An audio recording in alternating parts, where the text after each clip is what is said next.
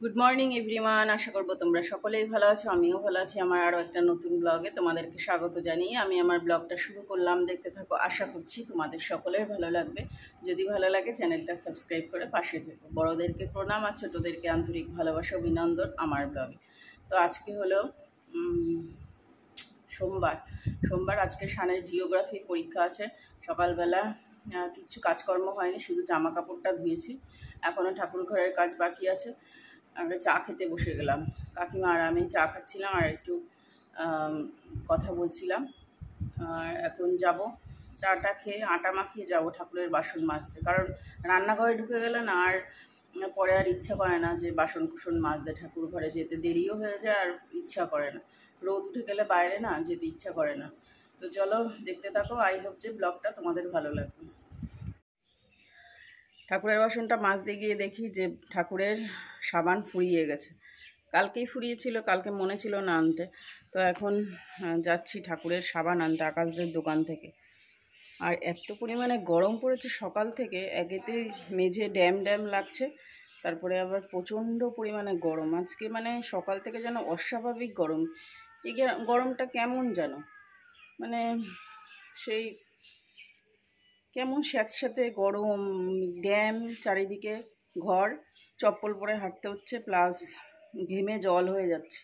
একটা nightie change হয়ে গেছে অলরেডি।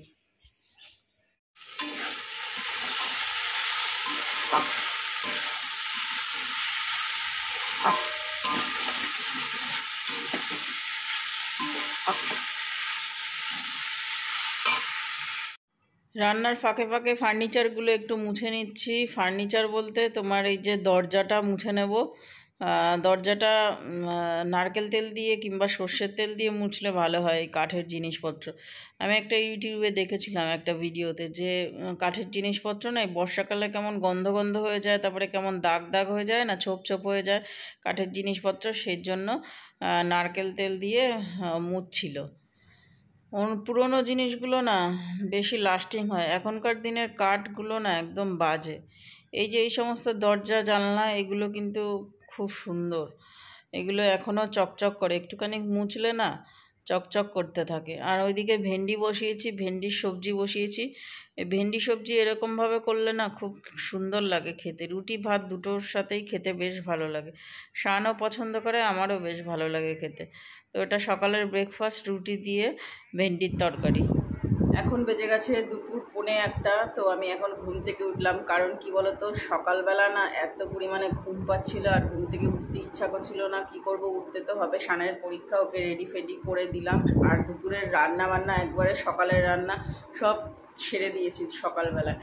আর কি বলতো, কালকে রাত্রিবেলা বাবার শরীর খারাপ হয়ে গেছিলো। প্রায় 2-1:30 বাজে রাত। মা আমাকে ফোন করছে। আমার মোবাইল সাইলেন্ট থাকে তো বোঝা যায় না। আর মোবাইলটা আমি কাছেও নিয়ে শুই না রাত্রিবেলা। মোবাইলটা আমি আমার ড্রেসিং টেবিলের ওখানে নিয়ে রাখি। তো আমার মোবাইল ছিল সাইলেন্ট করা আর শানের মোবাইলটা খোলা ছিল। তো শানের মোবাইলটা একবার বেজেছিল, রিং হয়েছিল। তারপরে আমি তখন ঘুম ভাঙিনি। পরের বার যখন রিং হয়েছে তখন উঠেছি। উঠে দেখি পম্পা ফোন করছে, মানে পম্পার মোবাইল থেকে মা ফোন করছিল। তো তার জন্য উঠলাম, উঠে আবার নিচে গেলাম। মা বললো আসো। তারপরে নিচে গেলাম, গিয়ে তারপরে দেখলাম বাবা কেমন শরীর খারাপ লাগছে। তো অক্সিজেন চালানো হলো, অক্সিজেন আবার দেওয়া হলো। তারপরে প্রায় 2-2:30টার দিকে মনে হয় ঘরে এসেছি। তারপরে ঠিকঠাক ছিল, তারপরে সারা রাত ঠিক ছিল। পুরো অক্সিজেন, মা সকালবেলা বললো অক্সিজেন পুরো সকাল পর্যন্ত চলেছে। তো যাই হোক, সেই ঘুমের ঘাটতি ছিল তার জন্য। আর সকালে এত পরিমাণে গরম লাগছিল, মানে অবস্থা খুব খারাপ হয়ে যাচ্ছিলো আমার নিজেরই। তো তার জন্য আর এত পরিমাণে কালকের থেকে মাথা যন্ত্রণা করছে কি বলবো তোমাদের। তো তার জন্য আমি কি করছি, একবারে সকালবেলা রান্নাবান্না সেরে নিয়েছি, সেরে ঘুমিয়েছি। স্নান পুজো টুজো কমপ্লিট করে ঘুমিয়েছি। আর এখন বানাবো ভাত, শুধু ভাত বানাবো, ব্যাস তাহলে হবে। আর দুপুরে আজকে করেছি মাছের ঝোল, রুই মাছ কলা দিয়ে, কাঁচকলা দিয়ে। আর রুই মাছের পেটি ছিল, সেটা দিয়ে বেগুন দিয়ে করেছি। আর তোমার ভেন্ডি ভেজেছি। এই আজকে রান্না। তো চলো এখন নিচে যাই, নিচে গিয়ে ভাতটা বসাই। 50 কিলো চাল মিনিকেট নেওয়া হলো, তো 50 কিলো বস্তা। এই বস্তাগুলোই বেশ ভালো, কারণ কি বলো তো, এই বস্তাগুলো না চটের বস্তা, এইগুলো না অনেক কাজে লাগে, আর প্লাস্টিকের বস্তাগুলো কোনো কাজে লাগে না। কারেন্টের বিল দিতে এসছে, মিটার চেকিং হয়ে গেছে মনে হয়, ও চলেও গেছে। কারেন্টের বিল এসছে কত বলো তো, আমার 5000, 4930 টাকা, ওই 5000 টাকাই ধরো, তো বেশি আসেনি। এমন কি 3 মাসে 5000 টাকা ঠিকই আছে।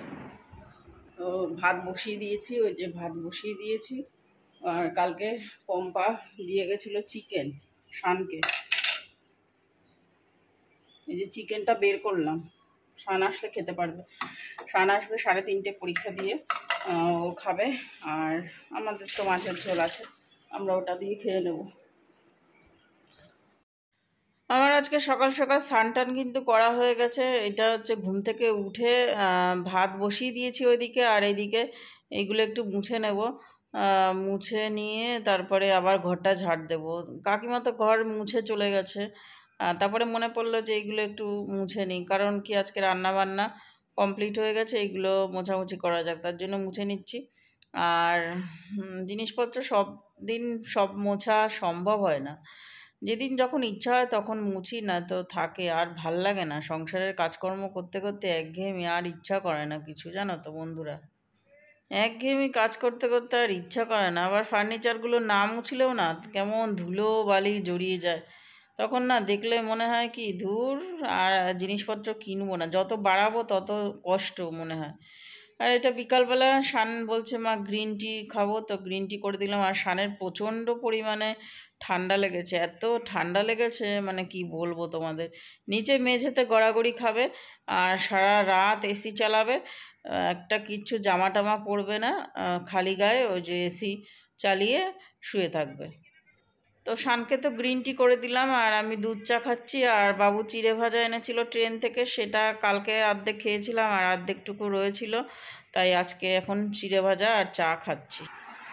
সন্ধ্যাবেলায় চাঁদা কাটতে এসছিল মামি, 2 মামি এসছিল। তো আমি আজকে বেরোয়নি, কারণ কালকে রাত্রেবেলা সেরকম একটা ঘুম হয়নি, আজকে দুপুরবেলা আবার ঘুমিয়েছিলাম, খাওয়া দাওয়ার পরে ঘুমিয়েছিলাম, ঘুম থেকে উঠেছি 5টায়, ঠিক আছে। তো মামি বারবার করে বলে গেছে যে কালকে অবশ্যই করে যেতে চাঁদা কাটতে, তো দেখা যাক কালকের ব্যাপার কালকে। আর রাত্রিবেলা শান মাছের ঝোল গরম করে নিয়েছে, শানের প্রচণ্ড পরিমাণে ঠান্ডা লেগে গেছে, প্রচণ্ড ঠান্ডা। তো বললাম ভ্যাপার নিতে, তো নেবে না। পরীক্ষা পরশু দিন, আজকে একটা ছিল, কালকে অফ, পরশু দিন আবার পরীক্ষা। পরশু দিন কী পরীক্ষা রে? ইভিএস পরীক্ষা পরশু দিন। তো যাই হোক, শুধু রুটি করব, ভাত রয়েছে, ও ভাত খাবে আর একটা রুটি খাবে, আর মাছের ঝোল গরম করেছি, ব্যাস এটা দিয়ে আজকে রাত্রে ডিনার হবে। আর আমি আর মা তো রুটি খাবোই। তো কালকে আমার একটা বান্ধবী ফোন করেছিল, ও বলছে যে আমার জন্য একটা পুজোয় গিফট কিনেছে, কি বলো তো, ডিনার সেট কিনেছে পুজোয়। তাই আমি বললাম কেন আবার দেওয়ার দরকার এই সমস্ত জিনিস, তা বলছে তুমি দাও আমাকে, আমি না দিলে হয়, তো তার জন্য আবার কিনেছে, এই হচ্ছে ব্যাপার। তো কালকে রাত্রেবেলা আবার ভিডিও কল করে দেখালো যে কীরকম ডিনার সেট, ছটা থালা, ডিনার সেট বলতে ওই 6টা থালা ওই কিনেছে, তাই বললো। তো বলছে আজকে যেতে বলেছিল, তা আজকে গরমের জন্য আর বেরোনো যাচ্ছে না বাড়ির থেকে, এত পরিমাণে গরম, ওই জন্য যাইনি। তা আমি বললাম যে পুজোতে তাহলে তুমি এসে দিয়ে যাবো, আমি যেতে পারবো না তোমাদের বাড়ি, গিয়ে নিয়ে আসবো নাকি। শানের খাওয়া হয়ে গেছে, আমি আর মা খাবো, মাও খাওয়া শুরু করে দিয়েছে, আমি হচ্ছে একটু পরে খাচ্ছি, আমি একটা ভিডিও দেখবো তারপরে খাবো। আর দেখো শান খালি গায়ে কি করছে। চলে এসেছি খাওয়া দাওয়া কমপ্লিট করে, হ্যাঁ ড্রেসটা চেঞ্জ করে নিয়েছি, আর ঘেমে গেছি তো ওটা ওর জন্য চেঞ্জ করে নিলাম। আর এসিতে চললে না গা হাত পা কেমন শুকিয়ে যায়, কেমন টান ধরে, আর সামনে তো শীত আসছে, তোমার মোটামুটি নভেম্বর মাস পর্যন্ত এসিটা চলবে, কারণ শান যা বেগতিক ছেলে। তো আমি ওই সিটাফেল ক্রিমটা ওটা মাখবো, মুখে গায়ে হাত পায়ে মেখে তারপরে শোবো, তা নাহলে না গা হাত পাগুলো কেমন টান ধরে। তো খাওয়া দাওয়া তো কমপ্লিট হয়ে গেছে, শান এখনো আসেনি, শান টিভি দেখছে। অবশ্য কালকে এক্সাম নেই, ছুটি। তবুও যে বেলা করে শোবো তা কিন্তু আর হবে না, আর আমাদের শোয়া সেই ভোরবেলা উঠতেই হবে। তো যাই হোক বন্ধুরা, আজকের মতো ব্লগটা এখানেই এন্ড করছি। যদি কিছু ভালো লাগে চ্যানেলটা সাবস্ক্রাইব করে পাশে থেকো, বেল আইকনটা প্রেস করে। যারা আমার চ্যানেল নতুন ভিজিট করছো তাদেরকে জানাচ্ছি অসংখ্য ধন্যবাদ, অসংখ্য ভালোবাসা, এইভাবে সাপোর্ট করো আমাকে। তো এখনের মতো রাখছি, তোমাদেরও আমি সাপোর্ট করব। তো এখনের মতো রাখছি, নেক্সট ব্লগে দেখা হবে। তো বাই, গুড নাইট, টাটা।